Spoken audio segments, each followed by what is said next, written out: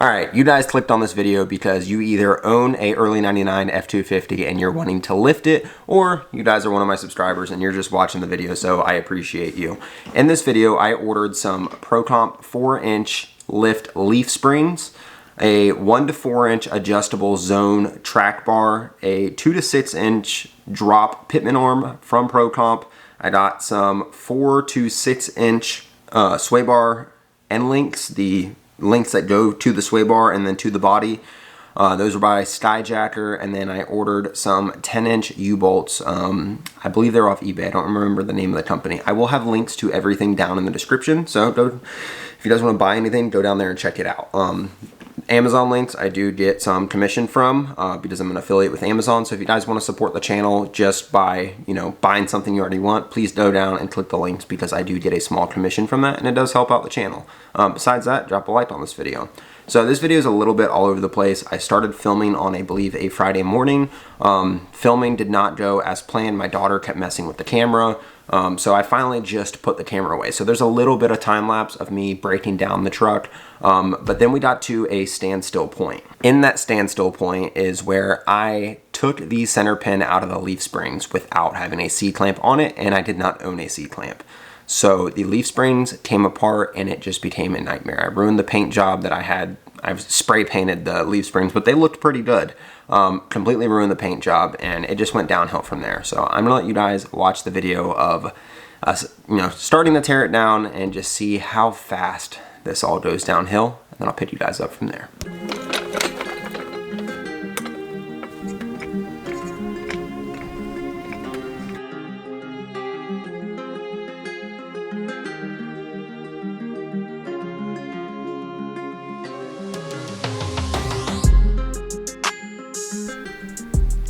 So I wanted to pause you guys here because I want to explain something. You see me putting the jack stand on the grass underneath the truck. In about 3 hours, this becomes a problem because this truck weighs about 8,500 pounds and it's just sitting on sharp corners of the jack stand into the grass. Sand, soil, grass, not concrete, not pavers, not anything solid. Put something underneath your jack stands, whether it be 2x4s, OSB, pavers. A lot of people frown upon cinder blocks, but I'd rather you put cinder blocks underneath of it than just plain grass, because what ends up happening in about 2 hours is the jack stand sinks in while I have the leaf spring out on the driver's side and the truck falls. Luckily, I had just put the new leaf spring in, but it was not in the mounts. It wasn't bolted. It was literally just sitting on the axle. And the entire truck fell on the ground. The only thing saving that axle from slamming into the bottom of the motor was the fact that I had put that new leaf spring pack in there and it was just pressed up against the frame. Luckily, I was not underneath the truck. Luckily, my daughter was nowhere around, anything like that, because this could have ended very, very badly. So I just want to, warn you guys, don't do this. Don't do what I did here. Be smart about it. Your life is a lot more important than a lifted truck. I can promise you that.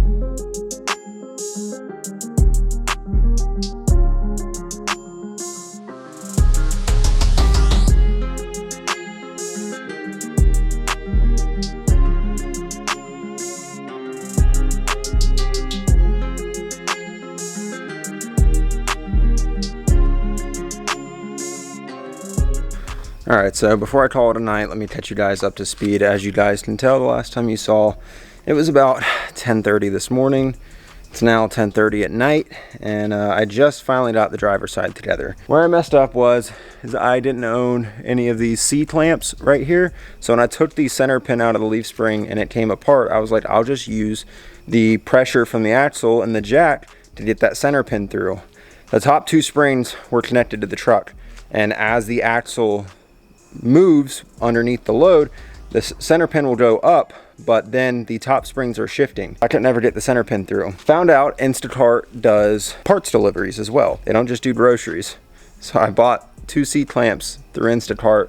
Shout out to Shane, the delivery driver. We finally got the center pin through, and the threads were cross-threaded from all my shenanigans of trying to get it through. So I cross-threaded a nut on. I was like, I'll deal with it in the future. If I ever have to take this apart, I'll just cut it. And as I was getting the U-bolts on, the nut stripped and shot off, and the springs all came apart again. So I put that nut back on, got my handy welder that's sitting over here, and welded the nut on. It is not coming off now. Like I said, if it needs to come off in the future, I would gladly cut it in half. That's not a problem. But I was supposed to use this for work tomorrow. Not going to be using my wife's truck. We just now got the driver's side together. I couldn't get the springs, the center pin to go in the axle. So that's what I have, this ratchet strap right here. It's strapped to the other leaf spring to pull them in. Finally got it in, got the bolts finger tight. Now tomorrow we just have to put the new spring in, the track bar, hook up the pitman arm. Fingers crossed, we will be done. It's been a couple weeks since you guys last saw me when we were installing the lift on my 99 F250 7.3. Now, I didn't do this the traditional way where you go on a manufacturer's website like Rough Country, Superlift, Skyjacker, BDS, any of them, and just pick out a kit and order it. What I did was piece together parts from several different companies, because not only do I feel like you get a better deal that way, but you can customize it a little bit better. My truck is an early 99, so what that means is it was actually made in 1998 and it wasn't released until 99. But with that being said, this truck has some different components than the normal 99 to 04 leaf spring trucks in the F250 and F350 Super Duty body style. Some of those components being things like wheel hubs, brake rotors, traction bars, pitman arm. The things like that on this truck are different than a normal 99, or what a lot of people consider a late 99. So I don't want to show you guys my VIN number, but right there you can see April of 1998. That is showing that this is an early 99 because this truck was made in 1998. With that being said, I went with ProComp 4-inch lift springs. Now the reason why I went with 4-inch is because this truck already had a 2.5-inch level on it, and I wanted to add that additional level in with these lift springs so I could achieve around 6.5 inches. Now that did not work out as I planned, because one of the add-a leaves from the lift, or the leveling kit, was a little bit longer than one of the leaves that was in the ProComp spring. So I actually had to mix that in, and then my center pin wasn't long enough to add the last little spring pack in the bottom. So we've only got the 3 springs out of the 4 springs that were in the leveling kit that came on this truck. It was on this truck when I bought it a little over 2 years ago, and I wanted to keep that on here just to get the additional height out of it. But I think with mixing that spring in with that spring, I actually gained some lift out of it, because after measuring this, we're somewhere around 7.5 inches. But I also went with a ProComp pitman arm drop for a 6 to 8 inch lift, because I knew I'd be around 6 inches, so I knew this would cover me there, and it worked out well because this ended up being around 7.5 inches, so that still works no problem. The leveling kit that was on this truck came with this track bar drop. I measured it versus stock measurements, and it's about a 2-inch drop. So I went with a 1 to 4 inch zone adjustable track bar. Instead of opting out and getting a 4 to 6 inch track bar drop, I just got the adjustable track bar. And you want your linkage to be as close to parallel as possible. And as you can tell, I achieved that doing this. They're very close together, so that worked out well. And the zone track bar is actually at the lowest setting, so it's at the 1-inch setting. So it worked out well. I have plenty of adjustment in that track bar. And then I had to get longer U-bolts, as you can tell, those are brand new. And then I got these Skyjacker 6 to 8 inch sway bar and links. So that's what comes from the mount on the frame down to the sway bar itself.